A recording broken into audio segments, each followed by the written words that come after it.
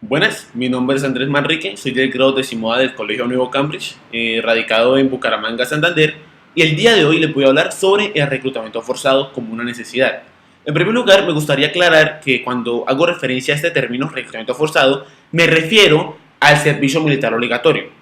O en otras palabras, el reclutamiento forzado legal dentro del ámbito del gobierno, no por fuera de él. Entonces, en primer lugar, quiero establecer una relación entre la inestabilidad política y el crecimiento económico como tal. Entonces, para hacer esto voy a proponer dos ejemplos, el caso de Venezuela y el caso de Estados Unidos. Entonces, en el caso de Venezuela no voy a entrar a profundizar en las causas de la crisis económica de este país, precisamente porque son muy variadas y aquí afectan muchísimos factores de índole económico y político y social, pero sí me voy a atrever a afirmar que precisamente por la misma polarización que hay dentro de esta población, dentro de la sociedad venezolana, es que no se ha logrado como tal llegar a una solución a la crisis. En sí, tenemos una población que por un lado está apoyando al gobierno revolucionario y por otro lado está apoyando a la oposición. Pero no hay una convergencia entre ambas posturas para tratar de verdaderamente lograr llegar a una solución. Entonces, esto por un lado. Pero en sí, ustedes como espectadores bien pueden pensar, bueno, pero es que Venezuela se trata de un país tercermundista que no tiene tanto desarrollo cultural, social, económico. Bueno, esto es cierto. También el caso de Colombia es así. Pero Estados Unidos como tal es una potencia mundial, tiene un grado de desarrollo mucho mayor. Entonces, ¿qué pasa con Estados Unidos? Pues si bien es cierto que Estados Unidos como tal no está en una crisis económica como tal, sí se puede afirmar que en este momento, con la llegada del poder de Donald Trump y la nueva convergencia de nuevos movimientos nacionalistas surgientes en varios estados de la nación como tal, muy posiblemente en un futuro va a haber una caída de la economía norteamericana. Y esto va a ser producto de dichos movimientos nacionalistas, de los cuales quiero destacar uno que ha cogido bastante fuerza últimamente, que es el movimiento nacionalista en California, el llamado Cal Exit, que busca evidentemente la independencia de dicho estado. Entonces, y no digo que va a tener repercusiones económicas solamente porque California solo es la quinta economía del mundo, sino porque California y los otros estados miembros de la Unión, entre esos estados hay una convergencia económica, un balance que no se debe romper. Y es precisamente por ese balance que son unión, porque las economías dependen de las otras economías. Cuando se da la independencia como tal de una nación, dicho balance se rompe o se inestabiliza significativamente, haciendo que la economía baje. Ahora, hay muchos factores que van a influir en esta caída, y esta caída bien puede ser en caída libre, o en otras palabras, una crisis económica, o muy posiblemente una recesión, o por otro lado, también puede llegar a ser solo una caída superflua. Aún así, va a ser una caída, y con esto queda demostrado que en sí la inestabilidad política como tal sí tiene una repercusión negativa en la economía en todos los casos. Entonces, esto por este lado. Aquí voy con todo esto, que se relaciona todo esto con el reclutamiento como tal. Entonces, ahora hay que relacionar lo que acabo de decir con la población. Y en sí, la inestabilidad política afecta la macroeconomía de una nación, o de un estado, de un país, llámenlo como quieran. Y esta macroeconomía va a afectar las microeconomías del individuo en cuestión. ¿Y los individuos quiénes somos? Nosotros, miembros de ciudadanos de ciudadanos de democracias. Entonces, en sí, estos tres factores convergiendo van a afectar negativamente a nosotros. O sea, la inestabilidad política va a afectar negativamente al individuo. Y aquí es donde entra el concepto del Estado como tal. Porque es que nosotros, cuando estamos hablando de democracia, nosotros los ciudadanos tenemos una concepción un poco individualista del asunto. Porque como estamos hablando de democracia y como nosotros tenemos poder, llegamos a decir como, bueno, nosotros como individuos somos la prioridad. Nosotros como individuos somos o sea, estamos nosotros mismos encerrados en un aula, en un aura de santidad prácticamente, porque esperamos que todo lo que pase nos afecte positivamente a nosotros, pero no miramos más allá de eso, porque en una democracia no se busca el bienestar individual de unas personas, sino el bienestar común, y usualmente se nos olvida eso, y aquí es donde entra el factor determinante de la soberanía como tal, porque es que es con la soberanía que se protege la integridad de un territorio, y si la soberanía se protege, y si la soberanía protege la integridad de un territorio, la soberanía protege también la estabilidad política. Y por lo tanto, la soberanía afecta de manera determinante la economía de cualquier nación. Entonces, es responsabilidad nuestra como ciudadanos defender dicha soberanía. Y en la defensa de dicha soberanía es cuando nosotros tenemos que permanecer, en primer lugar, unidos y en primer lugar, armados si es necesario para defenderla. Aquí ya es cuando podemos empezar a hablar de reclutamiento forzado como tal. ¿Por qué? Porque un Estado fuerte y soberano es más que un ideal, una necesidad. Entonces, el reclutamiento forzado, no por ser forzado, es malo. O sea, el reclutamiento forzado es la mayor expresión de solidaridad y cooperación que puede haber dentro de una sociedad. ¿Por qué? Porque es un punto en contra del egoísmo personal y un punto a favor del bien común. Porque es que es en el reclutamiento forzado cuando todas las personas dentro de una sociedad verdaderamente pueden converger como tal, pueden tener un sentido de pertenencia y un sentido de unión para decir: yo estoy acá, voy a defender mis tierras, voy a defender mis derechos y voy a luchar contra aquello que quiere tratar de arrebatarme. Entonces, es por medio de dicho sentimiento de pertenencia y unión que se crea verdaderamente un nacionalismo por toda la nación.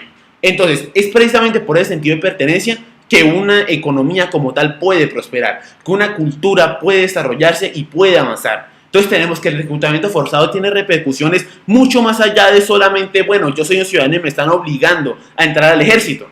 No, tiene muchísimas más implicaciones. Y entonces podemos afirmar que el reclutamiento forzado es un mal necesario en la medida que prima el bienestar común sobre el personal. Ahora bien, ustedes como espectadores bien pueden pensar en este momento: bueno, pero es que el reclutamiento forzado vulnera la voluntad del individuo en cuestión. Porque si yo soy ciudadano y yo no quiero hacer que me maten en una selva, entonces ¿por qué carajo voy a ir para allá? Bueno, entonces, en términos de derechos humanos, empezando por ahí, como dice la aclaración al principio, el reclutamiento forzado se tiene que es el servicio militar obligatorio. Ahora, háganme la pregunta: ¿viola los derechos humanos? Entonces, en la Declaración Universal de los Derechos Humanos, en el artículo 7, dice que todos son iguales ante la ley y tienen, sin distinción, derecho a igual protección de la ley. Entonces, tenemos que estamos en una democracia. Y en toda la democracia, la ley es el Estado. Y en las democracias, el Estado es el ciudadano. Por lo que la ley es el ciudadano. Entonces, si modificamos el artículo 7, teniendo en cuenta estos planteamientos, quedaría: todos son iguales entre sí mismos y tienen, sin distinción, derecho a igual protección por parte de sí mismos y del Estado. Entonces, si ven a lo que voy, ven que precisamente el reclutamiento forzado como tal es una necesidad para el desarrollo de cualquier nación, en especial con tantos problemas bélicos como lo ha tenido Colombia. Entonces, el reclutamiento forzado no viola los derechos humanos, los protege a mediano y largo plazo. ¿Pero por qué no digo a corto plazo? Porque en efecto, sí se ve en cierto grado una vulneración de la voluntad de la persona al momento que se le dice: usted tiene que participar en esto, que es precisamente en la guerra. Pero los protege a mediano y largo plazo porque es por esa vulneración de una libertad individual que se protege un bienestar común y una libertad en sociedad como tal.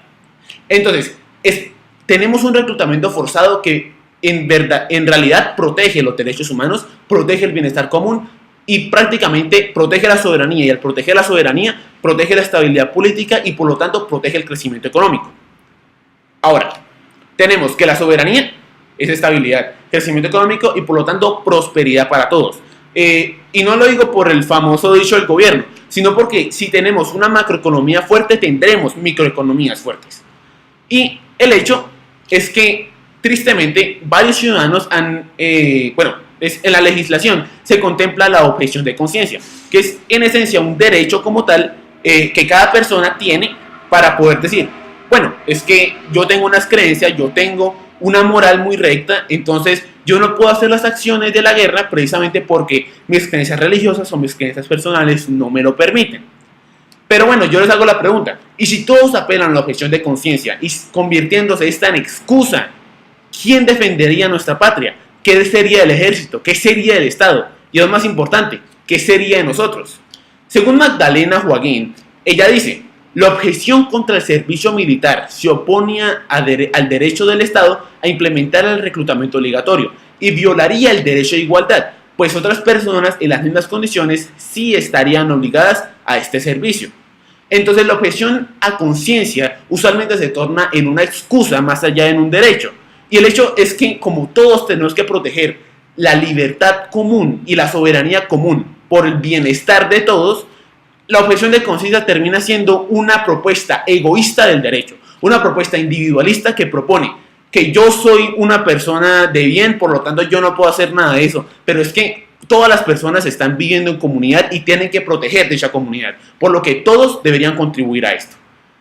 Ahora bien, finalmente me gustaría hacer una aclaración importante con respecto a los menores de edad en el ejército, puesto que las ideas que estaba desarrollando previamente pueden llegar a decir, bueno, pero es que los niños como tal también forman parte de la sociedad, por lo que también deberían en sí participar en estos conflictos.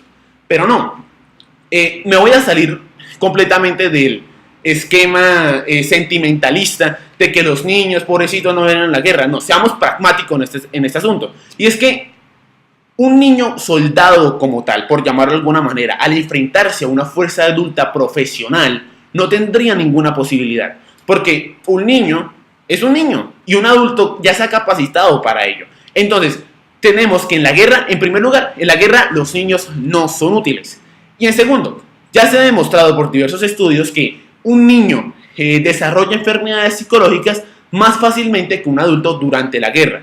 Entonces, si tenemos que los niños son el futuro de nuestra sociedad y estamos hablando de una sociedad democrática, tenemos que el niño como tal hay que protegerlo, porque un niño con problemas psicológicos, niños con problemas psicológicos va a ser una sociedad con problemas psicológicos. Y para el bienestar común como tal, no es conveniente ni pragmático que la sociedad tenga este tipo de problemas.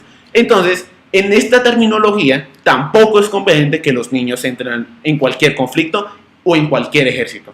Con todo esto les hago la pregunta, ¿qué sentido tiene que entren en el ejército? No solo sería una violación a sus derechos, sino que no tiene ningún fin, no serían pragmáticos, no sería algo verdaderamente útil, por lo que no deberían entrar bajo ninguna circunstancia.